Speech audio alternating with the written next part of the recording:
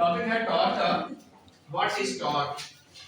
सबसे पहले इसकी definition, what is torque? Turning effect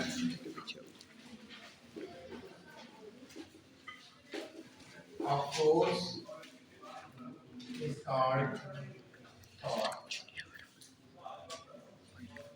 turning effect of force यानी कि फोर्स के घुमाने के असर को टॉर्क कहते हैं। Turning effect of force is called torque.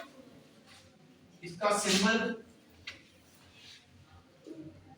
इस तरह का टॉर्क, इसका formula tau equal to F cross L.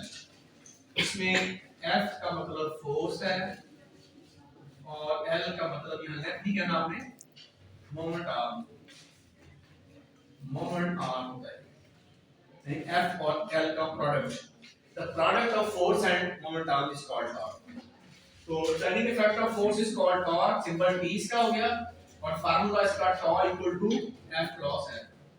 तो एफ फोर्स है, इसकी मोमेंट आर्म। इसका यूनिट क्या बनेगा? देखिए इसका यूनिट होता है 4 न्यूटन और इसका होता है मीटर। तो nm newton metre is the unit of torque.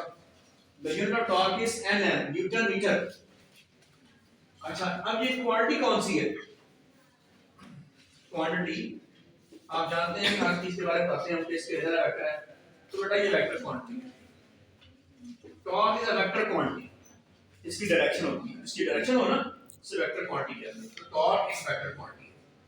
अच्छा, इसकी डायरेक्शन कैसे निकालते होंगे हम देखते हैं। तो पहले हम इसकी एग्जांपल्स देख लेते हैं।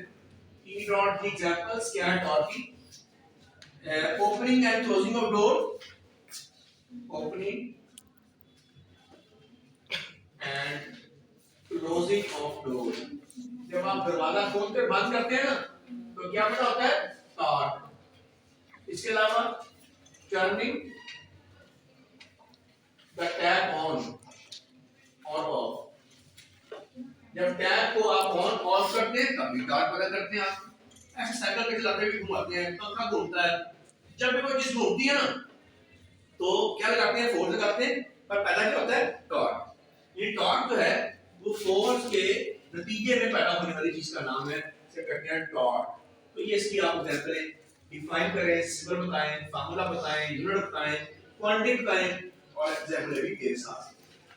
अब इसमें अगली बात कि इसमें मोमेंट आर्म क्या होता है, इसकी भी डेफिनेशन आपको आनी चाहिए।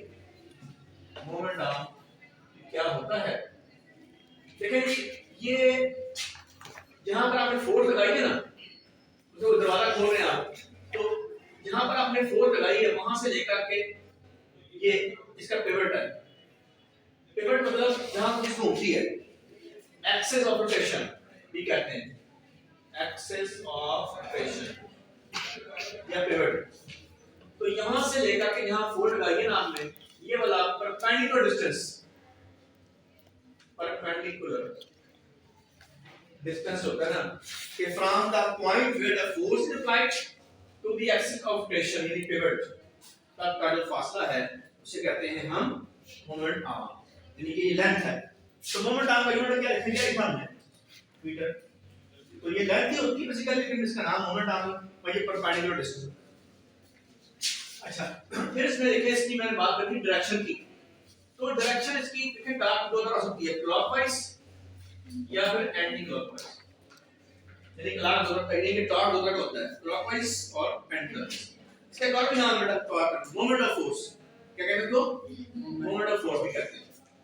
जब बॉडी क्लॉकवाइज घूमती है ना, जब बॉडी क्लॉकवाइज घूमती है टॉर्क कौन सा होता है? Clockwise torque. और जब बॉडी एंटी क्लॉकवाइज घूमती है ना तो टॉर्क एंटी क्लॉकवाइज होता है। तो बहुत सिंपल है फॉर्मूला इसका भी, हाथ से पढ़ के आप देखिए राइट हैंड अपना लेना ये रोटेशन, अब ये रोटेशन क्लॉकवाइज है, ये क्लॉकवाइज है। तो टॉर्क ये सॉरी ये एंटी क्लॉकवाइज है, ये एंटी क्लॉकवाइज द्वारा बना अपवर्ड टॉर्क, ये एंटी क्लॉकवाइज टॉर्क अपवर्ड होता है। तो एंटी क्लॉकवाइज टॉर्क अपवर्ड होता है, पॉजिटिव होता है। ये क्लॉकवाइज है, ये मेरा हाथ की कैसे क्लॉकवाइज है।